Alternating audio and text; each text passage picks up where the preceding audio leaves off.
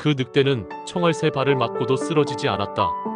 사냥꾼들의 함정도 덫도 미끼도 어느 것 하나 그를 잡을 수 없었다. 그는 뉴멕시코 전역을 공포에 몰아넣은 전설의 늑대 로보였다. 이 이야기는 단순한 사냥과 생존의 기록이 아닙니다. 그 속엔 동물의 본능, 인간의 오만, 그리고 말없는 생명과 생명 사이의 뜨거운 교감이 숨겨져 있습니다. 오늘 밤 당신이 알던 늑대는 사라질지도 모릅니다. 시턴 동물기 그 첫 장을 함께 펼쳐볼까요?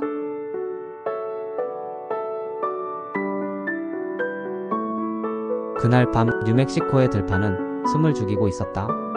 달빛은 흐릿하게 깃들었고 바람은 마치 무언가를 알리는 듯 낮게 속삭이며 풀잎 사이를 스쳐 지나갔다. 사냥꾼 어니스트 시터는 무릎을 꿇고 땅에 손을 댄 채 조용히 귀를 기울였다. 그의 손끝에는 차가운 흙의 온기와 그 사이를 스쳐간 짐승의 흔적이 미세하게 느껴지고 있었다. 그러자 멀리서 울음소리가 들려왔다. 짧고 낮게 깔리는 소리. 피비린내가 섞인 방공기 속 그 울음은 마음속 깊은 곳을 스치고 지나갔다. 그건 단순한 짐승의 울음이 아니었다. 그건 경고였고 추모였고 그리고 죽음을 예감한 자의 침착한 슬픔이었다. 시터는 순간 멈칫했다. 그는 총을 든 사냥꾼이었고 수백 마리의 짐승을 포획했던 인간이었다. 그러나 그 울음 하나는 그를 사냥꾼이 아닌 인간으로 되돌려 놓았다. 로보다.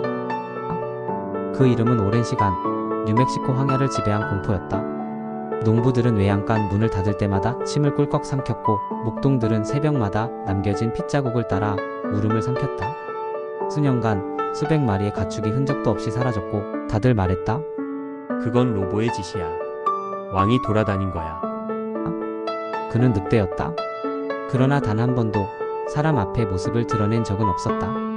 실체 없는 전설처럼 흔적만 남기고 사라지곤 했다. 덫을 피했고 총구의 그림자를 감지했으며 사냥개가 따라온다는 것을 알고 미리 방향을 꺾었다. 짐승이라고? 그는 사람보다 더 지혜로웠다. 사람보다 더 조용했고 더 집요했고 더 지켰다.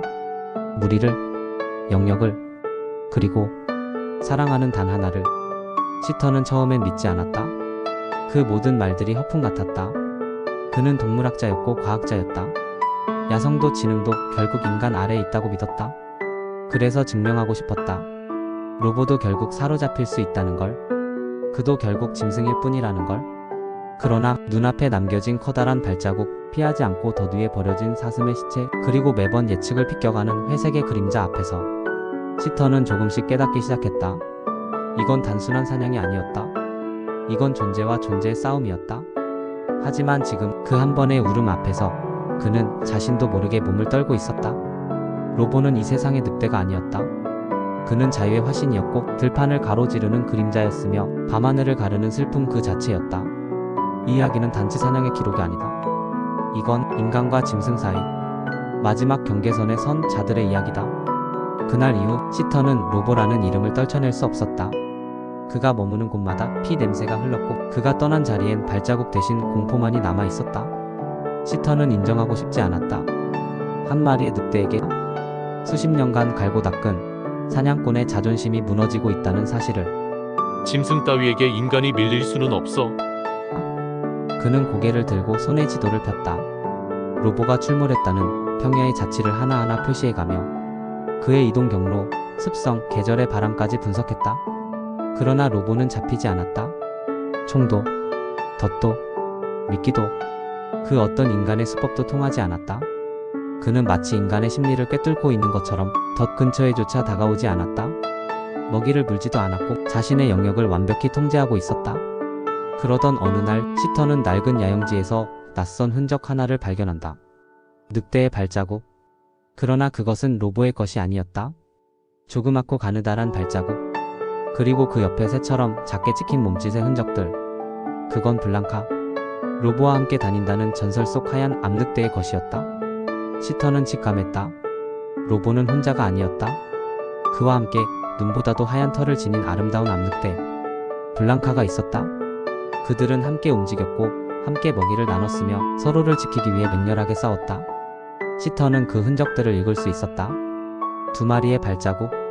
하나는 깊고 크며 무겁고 선명했고 다른 하나는 가볍고 잰 듯 날아갔다. 로보의 눈에는 본능 이상의 감정이 있었다. 그가 남긴 흔적엔 계산이 있었고 블랑카가 다가올 수 있도록 만든 길에는 배려가 있었다. 그 모든 것이 시턴에게 말하고 있었다. 이건 단순한 야생의 짝이 아니라고. 이건 사랑이었다. 그 순간부터 시턴의 마음은 묘하게 무거워졌다. 사냥은 이제 단순한 승부가 아니었다. 그저 짐승을 잡아 가축을 지키려는 목적도 학자로서의 자부심도 어쩌면 점점 흐려지고 있었다. 그는 안다. 이 두 마리 늑대는 서로가 없이는 완전하지 않다는 것을. 이제 단 하나의 실수, 단 하나의 유혹, 단 하나의 덫이 그 둘 중 한 마리의 삶을 영원히 끊어버릴지도 모른다. 그래서 시턴은 점점 주저하게 된다. 과연 이 사냥을 끝까지 밀어붙여야 하는가? 과연 이 전설 같은 사랑을 사람의 손으로 끝내는 것이 옳은 일인가?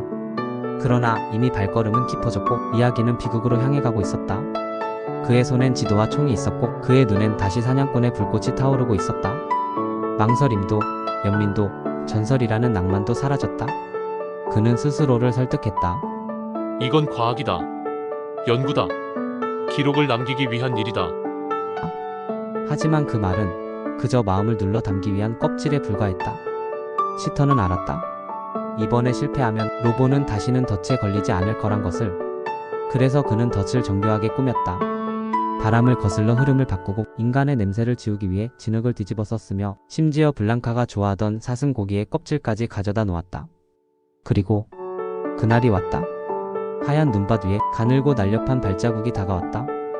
곧이어 덫이 딱 하고 잠겼다. 그러나 그 소리는 너무도 조용했다.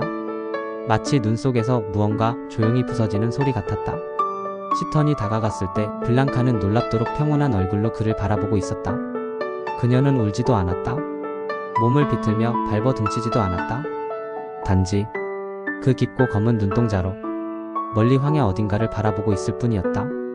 마치 거기 어딘가에 로보가 자신을 향해 달려오고 있음을 느끼기라도 하듯. 시턴은 그녀를 향해 총을 겨누지 못했다. 그저 숨을 죽인 채 그 눈을 오랫동안 바라보았다. 블랑카는 조용히 눈을 감았다. 그 모습은 마치 한 마리 늑대가 아닌 기다림 끝에 스스로를 맡기는 영혼 같았다. 그 순간 시턴은 깨달았다. 이 사냥은 결코 승리로 끝나지 않을 것이라는 것을. 누가 이기든 누가 살아남든 무엇인가 돌이킬 수 없이 부서질 것이란 것을. 결국 그녀는 인간의 손에 붙잡혀 사라졌고 그 순간부터 황야는 이상할 정도로 조용해졌다. 그날 밤 로보는 나타나지 않았다. 그 다음 날도 그 다음 주도 그는 모습을 감췄다. 하지만 어느 날 시턴의 야영지 근처에 기묘한 광경이 펼쳐진다. 낮게 깔린 눈 위에 거대한 발자국 하나. 그리고 그것은 하루 이틀 매일 밤 언제나 같은 위치에 멈춰 있었다. 로보는 블랑카가 사라진 곳으로 매일 찾아왔다. 그는 짖지 않았다. 울부짖지도 않았다.